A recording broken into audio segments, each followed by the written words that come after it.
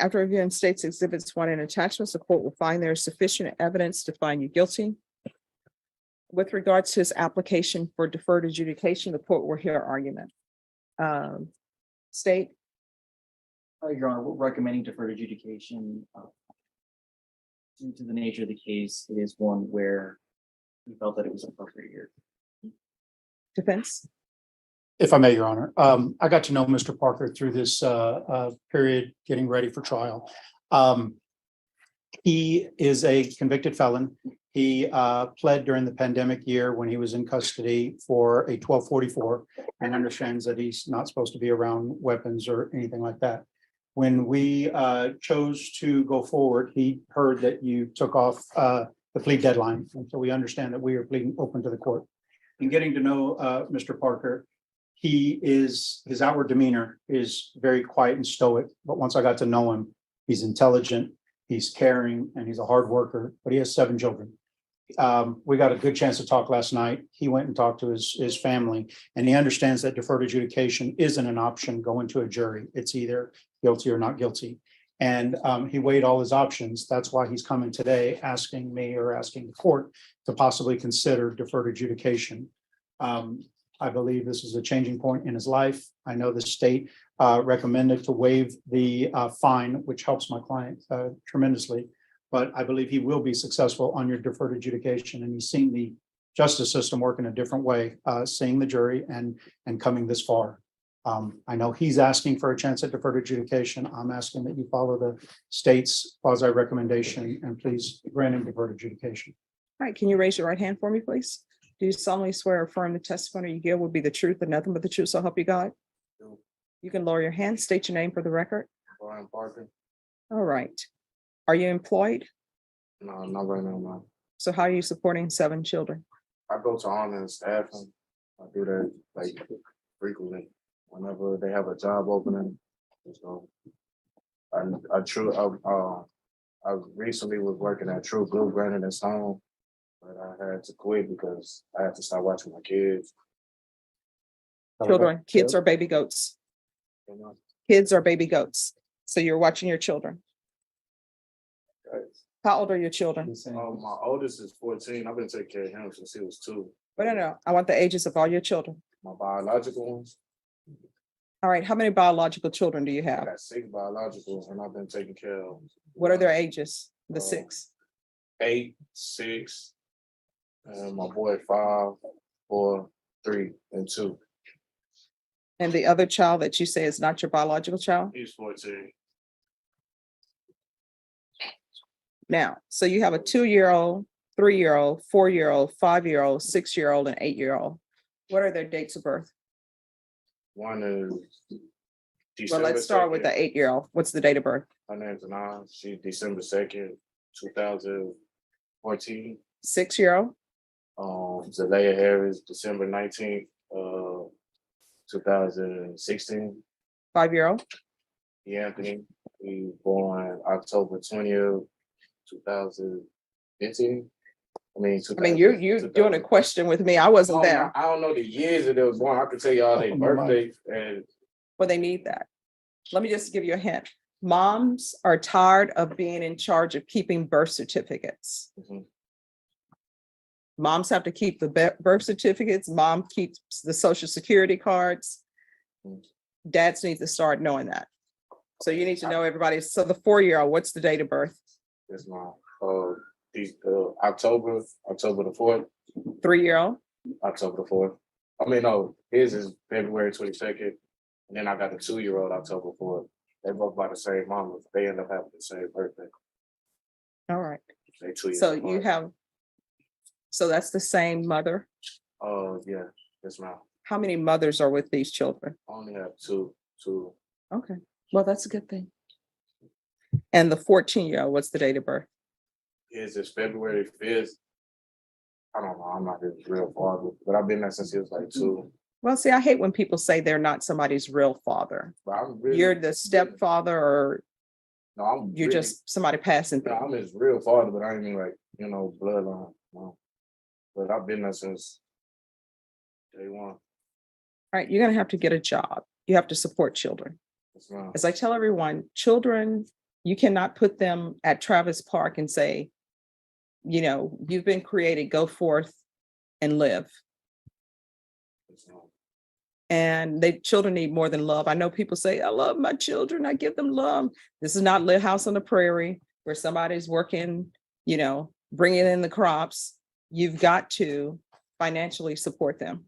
So it takes love, it takes financial support, and all of the children are going to need help with schoolwork. How far did you go in school? Oh, I got my GED at like 16. And what are you planning on doing with the rest of your life to better yourself?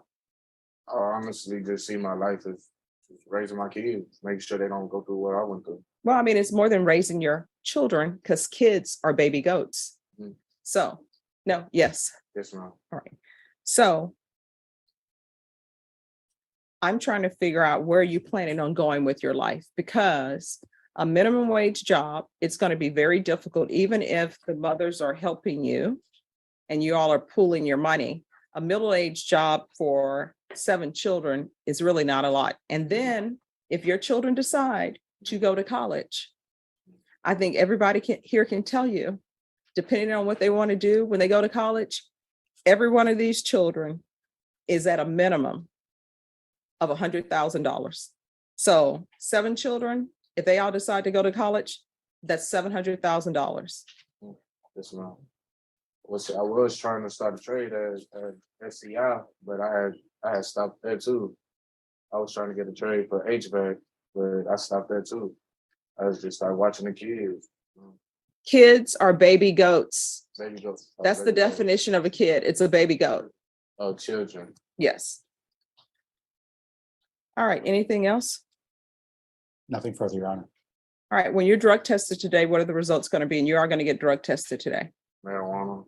And what else? That's it. All right. You're not allowed to use marijuana on probation. You're not allowed to drink alcohol while on probation. Do you understand? Yes, ma'am. And marijuana is not something that you should be using, period, when you have children, because you're trying to set an example for them. Yes, ma'am. And I don't care what anybody says. I don't care if you say, well, I only smoke marijuana outside the household. Guess what? Your clothes smell like marijuana. And then children go to school smelling like marijuana. And then when children go to school smelling like marijuana, guess what? All the other children know what marijuana smells like and they tease them. Ha ha, your dad used marijuana. Ha ha, your dad doesn't have a job. Because children can be cruel. And sometimes people say children are really, really cruel. They just don't have a filter. So they just come at it 100% honesty. And sometimes that's true, but then sometimes children have been raised a certain way and they are cruel. So don't let that be a hindrance from your children, something that you've been doing that's impacting their life in a negative way. You understand? Yes, ma'am. All right. There's a $1,500 fine. And who's taking care of the 7 children right now? Their mothers, like now. Like, what do you mean? I mean, where are they? Like today, right now? Yes, because they're not in the School. courtroom. Everybody in school. Well, not the 2-year-old 2-year-old go to daycare. and the 3-year-old. He the only one that ain't in school. So who's taking care of him? His mama. All right. So basically, you're going to get a job. That's fine. I always get a job. Well, you say that, but you don't have a job right now. It's because So, yes. yes, ma'am. All right. You're getting a job. You're getting employment.